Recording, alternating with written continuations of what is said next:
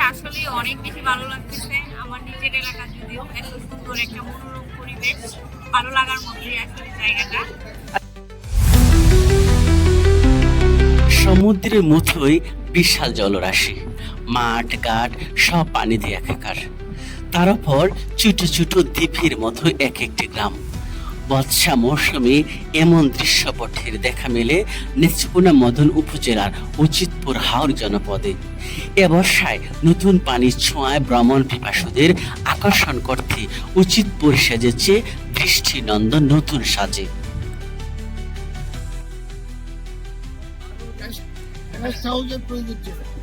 এখানে যদি আরো কয়েকটা রেস্ট হাউস থাকতো, আরো বসার স্থান থাকতো, এই দিকে আপনার এই ব্রিজ পর্যন্ত যদি বসার এরকম রেস্ট হাউস একটা করে রাখা থাকতো, তাহলে মানুষ আরো সুন্দরভাবে উপভোগ করতে পারতো। আরেকটা যদি বলতেন, আইন শৃঙ্খলা বাহিনী স্থানীয়রা জায়গাটির নাম দিয়েছেন মিনি কক্সবাজার।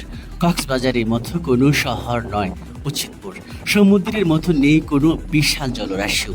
তবু উচিতপুরের হাওর ভ্রমণ পিপাসুদের কাছে দিন দিন জনপ্রিয় হয়ে উঠেছে। ঈদ কিংবা উৎসব অথবা ছুটির দিনে বিভিন্ন স্থান থেকে এখানে আগমন ঘটে পর্যটকের।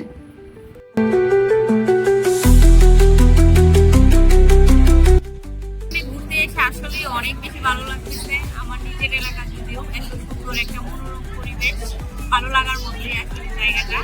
আসলে আপনার নিজ এলাকা হিসেবে আপনারা কি চান, আরো কি করলে এই লোকজন বিভিন্ন হ্যাঁ, জায়গায় আসবে? আমরা চাই আমাদের নিজ এলাকা এখানে আরো সুন্দর করে সাজানো গুছানো ভাবে পরিবেশটা আরো সুন্দর হোক, যাতে করে অনেক দূর থেকে মানুষ এখানে ঘুরতে আসতে পারে এবং এই এলাকার নাম উল্লেখ করে আসতে পারে যে মজন করে এসেছি আমরা।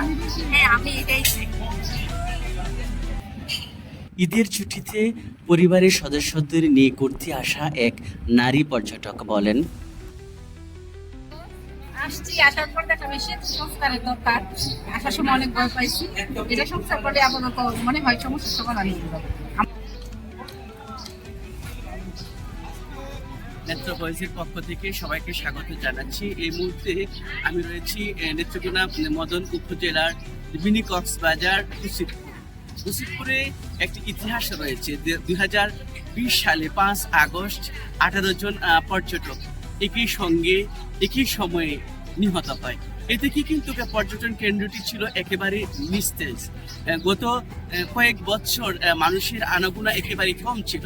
তবে এবার 2025 সালে মানুষের যে পর্যটক যে লোকজন এখানে আসার আগ্রহ বৃদ্ধি পেয়েছে। তবে আমরা এই পর্যটন এরিয়াতে এসে কয়েকটি বিষয় আমরা লক্ষ্য করেছি, যেমন একটি সংযোগ যে সেতুটি রয়েছে, সংযোগ সেতুটি একেবারে ঝুঁকিপূর্ণ।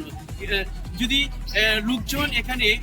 লোকজনের যে আনাগোনা বেশি থাকে, যে কোনো সময় এই সংযোগ সেতুটি দুর্ঘটনা ঘটতে পারে। তবে যারা কর্তৃপক্ষ আছেন এই বিষয়টি একটু সুদৃষ্টি দেওয়ার জন্য সুপারিশ করছি।